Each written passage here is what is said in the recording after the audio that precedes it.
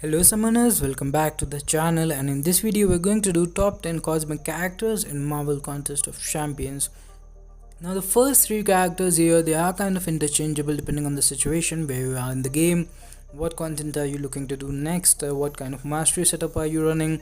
So you have to ask yourself these questions before deciding upon these characters, but I've ranked them based on my personal preference here, and I've placed Corvus at number 1. The reason for that is, in my opinion, he is the best character for Alliance Quest. I run map 6, but I think he's really good for map 7 as well. He is solid Alliance for attacker, even with flow. Like if you saw Reeman's channel last season, he got a perfect season with his rank 3 6-star Corvus. Corvus as a rank 3 is really strong. Like the only problem people face while using Corvus is getting the first charge, and if you have him at higher level, like at 565 at 6-star rank 3, then that makes it much easier. Like you want to get the first charge with your first initial set of 20 charges. The best play style, like most common, I think is medium light medium, but if you want to save your charges even more, medium light works really well. He has really hard hitting, like he's overall really hard hitting characters, really good for all the variants, one of the best awakened ability in the entire game, even though he doesn't need it for the damage. But it makes his utility so much more, in the sense like what is the worst matchup for like Corvus? Maybe Electro, but there is a really annoying Electro in a variant as a boss, and Corvus is one of the best options for it if he's awakened. So he basically cannot die. He's immune to every single debuff, passive or anything. When he's at 1%, you have to be really good at intercepting, to be fair. But he is just a solid character in general, and he's really good for basically all the, even Abyss, which is somewhere where most people would think that he's not good at. If you don't have an Aegon, you should definitely, and you have Corvus of course, then you should definitely take him in, and he will get a lot of work done for you. Then at number 2 we have Captain Marvel movie, who is a really solid poison immune character. By the way, Corvus, if you want to play him, you need to unlock, like ideally you should run suicide masteries. They are a bit expensive if you ask, definitely. Like if you are new to the game, then they are definitely really expensive. Maybe not the first thing you want to invest in, but eventually you should definitely have it unlocked.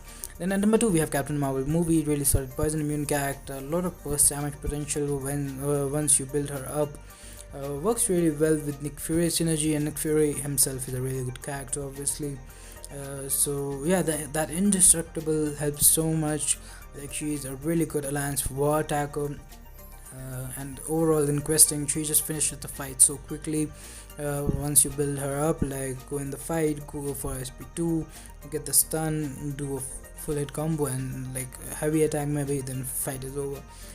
So that is why she's at number 2. Number 3 we have Hyperion. So the reason, like for the longest time I considered Hyperion to be the best cosmic champion. He has elevated me so far. Like I've been playing this game for 4 years now. I never got him out of 5-star crystal, but like in general, I think the thing that hurts Hyperion right now is that he is a bit RNG dependent. Like with Corvus and Captain Marvel movie, there's no RNG involved. Like they you can expect what you're going to get out of them before going in the fight. Hyperion to some extent is RNG dependent, like whether you will get the stun on the SP2, whether you get the how many furies you'll get on the heavy attacks, and you ideally want the opponent to not be stun immune, like they should be stunnable and stuff. So, and he's not available as 6-star. So I just think that he is, like the other 2 characters are better in my opinion at this moment of the game. Maybe later on, they're like, Hyperion is still a really solid character, don't get me wrong. Like the SP1 incinerates have ton of use, still, like you can melt so many characters, like let's say Electro again. With the SP1 incinerates, the SP2 you can chain lock them, the crazy power gain, just keep spamming the specials. So he's a really solid character still, and he'll always be a pretty decent defender with all his power gain and stuff. And obviously all these cosmic characters, they kind of all are really hard hitting, and poison immunity obviously helps as well. He also has some regeneration, really good Alliance Quest character, but I think Corvus is just so much better in for Alliance Quest. But moving down to number 4, we have Medusa. And if you are a new player who has not completed Act 5 completion or exploration, or if you are moving towards being Cavalier, Medusa has so much value, because Act 5 final boss is Ultron, which is like, he was really annoying when he was released. He is still really annoying if you don't have a very developed roster, but if you have a Medusa, you can handle it so much easier. Like, she makes all the robots fight, like, completely shuts it down. They don't get any power, and like, she ignores all the nodes and everything. And she is a really hard hitting champion. With the Black Bolt synergy, her damage is just crazy, but even without it, it's pretty good. The auto block can also save you offensively, makes her a really good defender if she's awakened. So a really solid character overall. And if you want to be a Cavalier, you have 5-star Medusa. Definitely rank her up. Like, the Armor Shatter will help you so much. There is a Sentinel boss in 6.1. There is an Ultron final boss in 6.1.3, I think. So she is really useful, and she's useful throughout Act 6. Like, even in 6.4, there is a Darkhawk who is a robot, and there is an Adoptoid, I think in 6.4.5. So yeah, she is always going to be useful. And then at number 5, we have Venom, an Excel character, really good for Variant 2, one of the best characters for Variant 2, hands down, especially for the chapter where he gets additional buffs. Like, it's like he gains twice as many buffs or something. Really good bleed damage as well. The SP2 hits really hard. You can regenerate a bit from the SP1 if the opponent has buffs, I think. Really cool character overall. Really good evade counter as well, because most of the evade characters in the game are Spider-Verse characters, and he can completely shut down evade there. And even otherwise, he has a true strike when the opponent gets low enough. So again, really good character. And at number 6, we have Venom the Duck, and when you build him up, once you build him up, you can get some crazy regeneration from Venom the Duck and a lot of damage. Like, you have to build this character on your own. Yeah, and that's just a really fun aspect of playing him. Like, you get to decide whether you want perfect block, you want regeneration, you want the Furies, and you can continue with him over the quest.